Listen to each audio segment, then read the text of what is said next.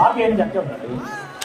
అతను ఎంతోమంది తిట్టుంటారా లేదా, ఎంతోమంది చెప్పుకుంటారా లేదా, అరే నాన్న అదే నువ్వు అన్యాయంగా డబ్బు తీసుకుంటున్నావురా, 2 రూపాయలు తీసుకోవాల్సింది దగ్గర 4 రూపాయలు తీసుకుంటున్నారా, నీకు భార్య ఉందిరా, నీకు పిల్లలు ఉన్నారా, వాళ్ళు కూర్చుని మామూలుగా ఉండదురా అని చెప్పుకుంటారా చెప్పుకుంటారా. ఇందుకు కొంతమంది అయితే పేదల దగ్గరికి వచ్చినప్పుడు అరే బాబు గడికి దగ్గర తీసుకున్నా పర్లేదు కానీ మా లాంటి రోజువారీ వాళ్ళ దగ్గర తీసుకెళ్ళారా నాశనం అయిపోతావని అన్నా కానీ వినుంటాడంటారా అని అనుకుంటుంటాడు. ఖాళీగా చెప్తా ఉంటాను ఆ మాట విన్నప్పుడు. అప్పుడు విన్నప్పుడు అంకేమో వచ్చేదాకా నిజంగానే కదా నేను ఎందుకు ఇలా చేస్తున్నాను, నేను అలా చేయకుండా ఉండాల్సింది అని అనుకుంటాడు అప్పుడు. కానీ డబ్బు అతను ఏం చేస్తుంది ఆకర్షించేదా. డబ్బు ఆకర్షించినప్పుడు ఆయన ఏమనిపించదంటే వీళ్ళు ఏందనుకున్నా ఒక చెవితోనే రెండో చెవితో నేనే మొదలుపెట్టాను అనుకున్నాను. అతనిలో మార్పు కలిగిందా? తన కుటుంబ సభ్యులు కానీ ఇరుగు పొరుగు వారు కానీ స్నేహితులు కానీ బంధువులు కానీ ఎంతమంది చెప్పినా కానీ అతనిలో మార్పు కలిగిందా? ఏం కలగలా.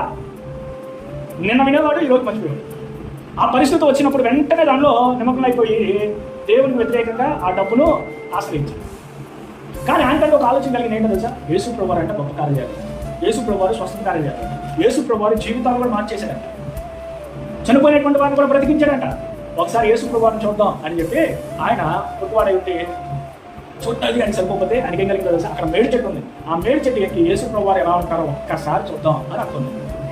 అనుకున్న తర్వాత యేసు ప్రభువారు ఆ ద్వారం గుండా వచ్చాడు, ఆ మార్గం గుండా వచ్చి జగ్గ ఎక్కడైతే నిలిచి ఉన్నాడో అక్కడ ఆగి పైకి చూసి జగ్గయ్య నా కింద దిద్దా అని.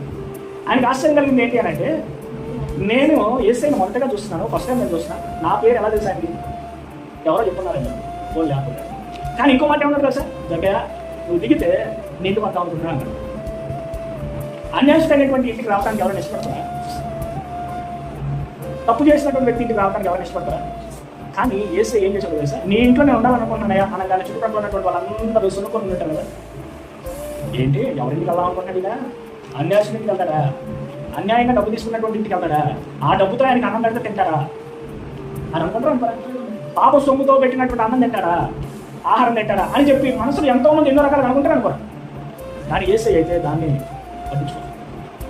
ఎప్పుడైతే యేసు ప్రభువారు తన ఇంటికి వచ్చాడో యేసు ప్రభువారిని చూసి ఆయన ఏమనిపించింది తెలుసా, నేను ఇప్పుడు వరకు వెంబడిస్తున్నటువంటి మార్గం తప్పు అని గ్రహించాను. ఆయన వెంటనే ఆయన ఏం చేశాడు తెలుసా, యేసు ప్రభువారి దగ్గరికి వచ్చి అయ్యా నేను ఎవరి దగ్గర అయితే నేను అన్యాయంగా తీసుకున్నానో వారికి 4 రెట్లు ఇస్తాను. హల్లెలూయా.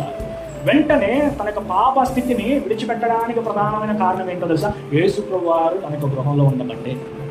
యేసు ప్రభువారు ఎవరి గృహంలో అయితే ఉంటారో తల్లి కానీ బిడ్డలు కానీ భార్య కానీ భర్త కానీ ఇరుగు పొరుగు వారు కానీ ఎవ్వరు చెప్పకుండా కానీ ఆటోమేటిక్గా వారే మాట